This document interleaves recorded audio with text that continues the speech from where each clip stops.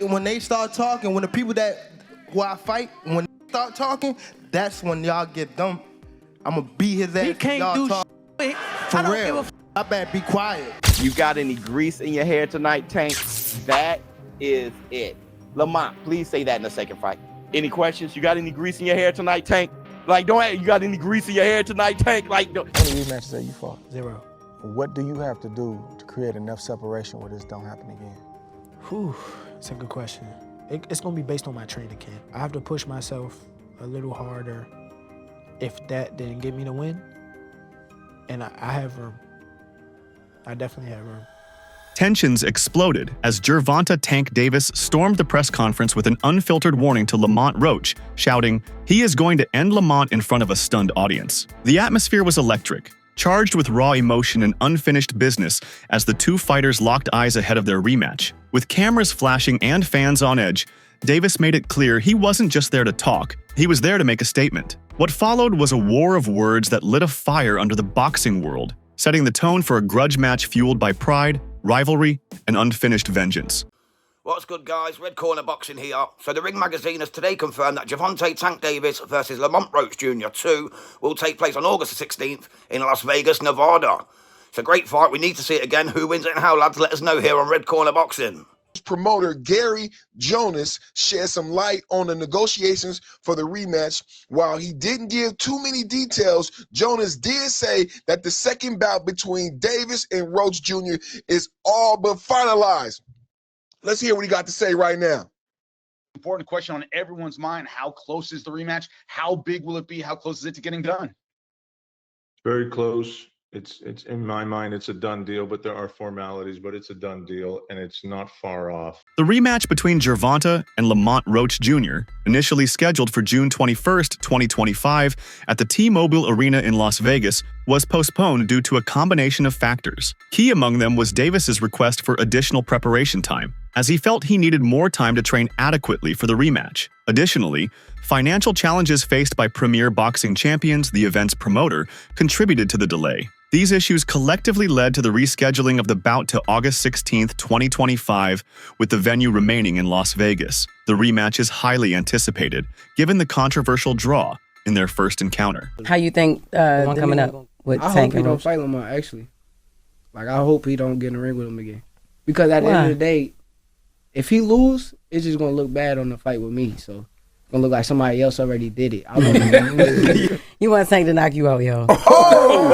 I ain't even gonna lie to you. I heard him say, like, yo, I want to fight Tank, and that's nice, but why do you want Tank to knock you out so bad? Like, Look, that sound good. That sound real good, but he's too little. Too little. I promise you he's too little. Lamont is signed and ready to go for the rematch, correct?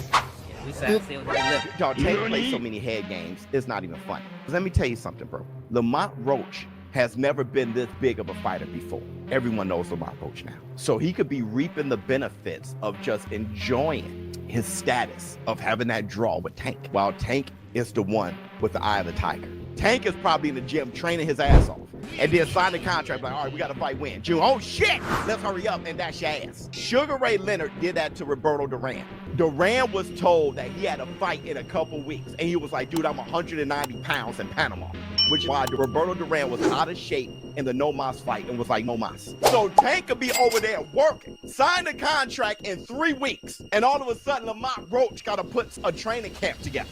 Their first meeting on March 1st, 2025, at the Barclays Center in Brooklyn, ended in a majority draw, leaving fans and analysts divided. One judge scored the fight 115-113 in favor of Davis, while the other two saw it even at 114-114. The bout was marked by a contentious moment in the 9th round when Davis took a knee after a jab from Roach, which was not ruled a knockdown by the referee, a decision that sparked debate among boxing enthusiasts. For me, Tank Davis fighting a minus 1,600 as your main event odds is crazy to me, dude. That's crazy. That underdog lived up to the hype. He ended up, overperforming. Lamont Roach, credit to him, all this other stuff. And it took some politics to keep Davis as champion. You ever see guys getting the referee their own fight? Dude, anybody else takes that knee, you're getting counted, bro. The referee, actually, his instinct, if you watch that, the referee's instinct was to count. If you notice, Steve Willis started counting, and then he looked at the timekeeper outside the ring, wasn't counting, and he stopped counting. So you get to call your own timeout. You know, earlier in the fight, if you saw that shoulder barge that Tank did to Roach in the clinch, he didn't get a warning, but Roach's reaction got the warning. This is the politics we're dealing with. You keep doing this, you're looking at short-term money and long-term destruction of a sport. Davis attributed his performance to distractions, including irritation from hair products affecting his vision and the absence of ring girls, which he claimed disrupted his focus. Despite these issues, Davis acknowledged his shortcomings, stating, "I could have definitely done more. That's my fault." He take a knee. You need to lose like 10-8 that round at least, no? And plus the corner go up and put it a towel in the face. That's a disqualification for sure. I'm talking about the rules, but you know, it's not my business. Critics claim that Davis intentionally took a knee in the 9th round against Roach to disrupt his opponent's rhythm and regain control of the fight. By voluntarily going down, Davis may have been seeking a few extra seconds to recover rather than risk being overwhelmed by Roach's aggressive attacks. Many fans and analysts view this as a veteran tactic designed to break Roach's momentum. And to go ahead and keep it real with y'all, I think that knee that Tank took was because Lamont Roach was in a rhythm and Gervonta Davis tried to throw this man off a rhythm. Do I believe the Murray's sport waves, the soul glow was in his eye? Absolutely not. I believe that man Tank got nerve-eye and said, hold on, this man Lamont Roach is cooking. I need to take me a quick timeout and a quick break. It's nasty. It's horrible. It's disgusting. It's bad enough how hard and difficult it is to beat this man. Most fighters is weight drained. Most fighters has clauses on them. So when somebody who's coming up is able to compete with Gervonta Tank Davis, you handicap the man with trash rulings. Davis clarified that the incident stemmed from a hair treatment he had undergone 2 days prior to the fight. He explained that the grease from the treatment mixed with his sweat during the match, causing a burning sensation in his eyes. Addressing the audience's reaction during the post-fight interview, Davis expressed frustration over the boos, emphasizing that his actions were a genuine response to the unexpected irritation and not an attempt to manipulate the fight's dynamics. Can you describe what the feeling was like in the ring? And was it to get the towel out, to get the burn out of your eyes, or what was going on? I didn't want to get caught. I didn't want to get caught while my eyes was burning, and you know, like, you can get knocked out like that. So I'd rather take the knee than, you know. But I didn't really know that you can, like, get disqualified for all that. Or, like, when you start counting, I'm like, what the hell? But I don't know. It's cool. The explanation has been met with mixed reactions from fans and analysts, with some questioning whether the moment should have been ruled a knockdown regardless of the reason. The controversy surrounding Gervonta Davis versus Lamont Roach fight has escalated, as the New York State Athletic Commission, NYSOC, has officially launched a review of the bout's outcome. According to Boxing Kingdom, technical difficulties initially delayed an immediate assessment of the pivotal 9th round incident, where Davis took a knee. Many argue this moment should have been ruled a knockdown in Roach's favor, potentially altering the final decision. Even without the knee, that should have been a knockdown. I thought I should have won a competitive fight. I think I did what I needed to do necessary to bank the rounds. I'm just a little frustrated with the scorecards. I thought I should have won. Following the controversial draw, Roach's team filed an appeal with the Athletic Commission to overturn the decision. The appeal centered on a pivotal moment in the 9th round when Davis took a knee after a jab from Roach. Referee Steve Willis initiated a count but stopped at 3, allowing Davis to return to his corner, where his trainer wiped his eyes, a move that contravenes boxing regulations. Davis later attributed his action to grease from his hair, affecting his vision. It ain't no timeouts in boxing. Why are you taking? You know that. You should know that. So that's the thing where I'm like confused, because that's supposed to be a knockdown. That's a 10-8 round. If that's a 10-8 round, I win the fight. So, you know what I'm saying? Like, that draw turned into a 115-114 my way. Going in, okay, it's round 10, right? You see that you down on the scorecard. George Kambosos Jr. did not hold back in his critique of Gervonta following Davis's controversial draw. against Lamont Roach Jr. Kambosos highlighted Roach's exceptional performance, noting his skill and resilience in the ring. He was particularly impressed by Roach's ability to challenge Davis, a feat not many have achieved. Reflecting on the bout, Kambosos questioned Davis's capability to compete against top-tier fighters. The fight itself was marred by controversy, especially in the 9th round when Davis took a knee without being credited with a knockdown. This incident led to widespread debate, with many in the boxing community believing Roach deserved the win. Make it that fight on the weekend, what do you make of the controversy in that one? Look, I had just finished my recovery session, so I was pretty docile and relaxed, and then the fight, especially at the start of it, wasn't too thrilling and too action-packed, so I was starting to doze off a little bit, but I woke up a little bit more when obviously Lamont started giving him some work, and he looked good, man. I got to give respect to Lamont Roach. He proved a lot of guys wrong. I think he shocked Tank a lot with what he was able to bring, and again, we saw the controversy with the knee. To me, that's a knockdown. You can't just take a knee and decide to, go to your corner and get your face wiped. So, if that's a 10-8 round, Lamont wins the fight. So it's unfortunate, but that's the fight game. Hopefully they'll do it again and he gets paid, what he's worth. Have you ever seen anything like that in boxing before? A guy sort of just voluntarily... We've seen Floyd take a knee and be put on the count. We've seen Miguel Cotto. Jake Paul has also confirmed that if Gervonta Davis secures a victory in his rematch against Lamont Roach, they will resume negotiations for a potential exhibition bout. Despite a significant weight difference with Paul fighting at cruiserweight, 195 pounds, and Davis at lightweight, 135 pounds, the proposed match would be a 10-round exhibition. The fight was initially close to finalization, but was delayed due to Davis's draw with Roach. If both fighters win their respective upcoming bouts, the exhibition could take place later this year. Tank Davis is not cutting any corners in preparation for his rematch. He's teaming up with Kenny Ellis, one of the most respected trainers in boxing today. Known for his discipline and sharp eye for detail, Ellis brings structure and intensity to every session.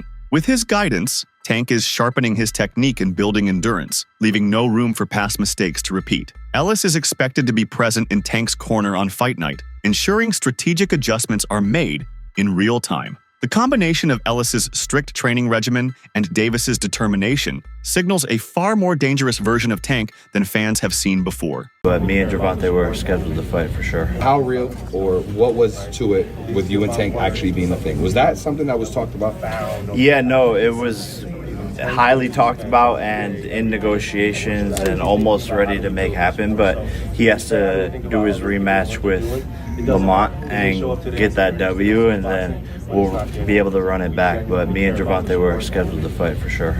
Reuniting with Coach Calvin Ford brings a different kind of energy to Tank Davis's camp. Their bond goes beyond boxing. It's rooted in years of trust and shared experience. Coach Calvin has guided Tank through his rise in the sport, molding his raw talent into a refined fighting machine. Every major win Davis has earned had Coach Calvin behind the scenes, pulling the strings. Who's doing the interview circuit, right? Kind of being a little bit out of character leading into the rematch.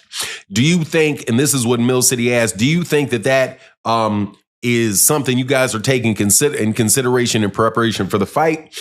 And what Kenny Ellis said was, look, man, we're not falling for the banana in the tailpipe. We know what Lamont Roach brings to the table, and he says that Lamont Roach is we're not believing that he's out there drinking or blowing up a bunch of weight and all of that. He says what most people say. Hey, we're going to prepare for the best version of Lamont Roach that is going to, that'll come for us. But the way that he saw the fight coming out was he said he sees it like the fight before, a lot of really crisp shots landing. And the fight is going to be similar, but hey, the fight at the same time is going to be very different. Now, I just happen to have a very good friend named Phoenix the Assassin who breaks down fights for me. He's a trainer, got a world-class eye for fights. And what he speculated should be the difference between the first fight and the second fight for Gervonta is that Gervonta is going to need to spend a lot more time fighting on the outside and scoring points for a longer period of time on the outside, and then making sure that, and basically forcing Lamont Roach to try to initiate something with slower hands, score his points, and get out. And he said the reason that he believes that that Lamont Roach would be able to do that. Veteran boxing commentator Jim Lampley expressed skepticism about Roach's chances in a rematch. Before their initial fight, Lampley highlighted Davis's combination of crafty boxing, southpaw-style advantage, clever footwork, and visible killer instinct. He emphasized Davis's shocking punching power, likening his knockouts to those of a young Mike Tyson. Lampley suggested that Roach, despite being a highly competent boxer, would struggle against Davis's prowess. All right, Sean Zattel here with the legendary Jim Lampley, PPV.com, and called a controversial draw tonight. The crowd inside Barclays, they did not like it. What did you think of the verdict, Jim? Was it the right call? An upset draw is always a mixed bag for fans, for people in the sport, et cetera, et cetera. I thought it was, in essence, the right decision. The only question about whether the upset draw is justified is whether Steve Willis erred in not deducting a point in a late round when Tank Davis appeared to touch the canvas with his hand. And, you know, that is going to stay in the woodwork and haunt the fight in the breach a little bit. But at the end of the day, it's a setback in Tank's career and for his reputation. I think most observers expected him to knock Roach out, particularly because Roach was moving up from 130 to 135. Sometimes when a fighter moves up in weight, he gets stronger, and it looked as though maybe Roach did get stronger and had a greater ability to resist Tank's power than other opponents have had, because Tank did tag him with a lot of clean shots. Roberto Diaz, advisor to Lamont Roach Jr., acknowledged the formidable challenge Davis presents, describing him as one of the world's leading fighters. Diaz noted Davis's impressive record and power, but also expressed confidence in Roach's abilities. He highlighted Roach's extensive experience, including his amateur pedigree and the improvements he's made since their previous encounters. Diaz believes that Roach's familiarity with Davis and his own growth as a fighter could play pivotal roles in a rematch. James Trent for the untouchable, true school sports. Let's go, baby. Bow! Be careful what you wish for because it can become a reality. Yeah. All right, Brennan Taylor here, True School Sports. I'm with Roberto Diaz. Roberto, good to see you as always. Likewise, thank you. Thanks for having me. Yes, for sure. You're part of Lamont Roach's camp. Well, what's your official role with Lamont Roach? I'm an advisor for him. Okay, so you guide him on how to make certain decisions? Correct. Okay. We've been together for many years since his pro debut back in the days at Golden Boy, and after we both parted ways, we hooked up. Okay, that's pretty cool. That's pretty interesting because, you know, now that you guys are not with Golden Boy, you're still together. So absolutely, you guys must have had a good relationship when you were at Golden Boy. Always had a good relationship with him and his father, and obviously I'm honored and just, you know, honored to be a part of him. And when I got the call to continue working with him, it was a no-brainer for me. Okay. A lot of the boxing media and the boxing fans are overlooking Lamont Roach, and they're angry that Tank isn't getting fights against Shakur Stevenson, Keyshawn Davis, these kind of guys. But what can you, from someone that's been with him from the beginning, what can you say about the talent level of Lamont Roach? I don't blame the fans, but it's a little bit of the unknown for them. It's a little bit of they don't know who he is. On Saturday night, they're going to know who he is. They're going to respect him, and they're going to become fans. One thing about Lamont is he fought all the styles. The kid has the talent. The kid has the want, but he's never had the opportunity to be on this type of stage. Now it is. Now it's on him. He's put in the work. The talent's there. The hunger's there. He knows what a win means. And here's where it's important. The fans are okay not to know, because until they are introduced, like they know who Shakur is, they know who these other guys is. They'll know on Saturday. But most importantly, Tank knows what he's facing because he brought in two of the best trainers in boxing. Not one, but two, because he knows what he has in front of him on Saturday. Kenny Ellis, a coach in Davis's camp, defended the choice of Roach as an opponent, emphasizing Roach's credentials as a 7-time national champion and a fighter with a hell of a pedigree. Ellis acknowledged that, while some fans view the matchup critically, underestimating Roach would be a mistake. He pointed out that both fighters have grown since their amateur days, suggesting that a rematch would showcase their development and adaptability. Do you feel like that fight with Tank, the rematch with Roach, is bigger than perhaps a Shakur Stevenson fight now? Yeah, for sure. Tell me why. Tell me. He got in the ring. He got in the ring with Tank with no hesitation. Okay. For the hell of a fight, you know. Everybody want to see it again, and Shakur's last 3 fights, they criticized him, you know,